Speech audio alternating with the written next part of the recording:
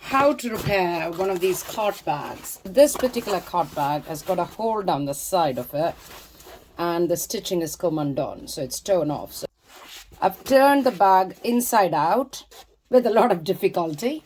So you can see they have got a cover over the stitching because the fabric can fray like this. It's coming off, and also it provides a little bit more strength to the bag. This is a long selvage of a fabric that I've saved up in my scraps, so I'm going to be using this. So I'm going to hold them together, and I'm going to sew them together like this with a tiny seam allowance, and then I will turn it over, and then I'll sew it onto the other side as if it's a binding. Okay, pinning both the brown piece of fabric and the fabric that you're going to use as binding.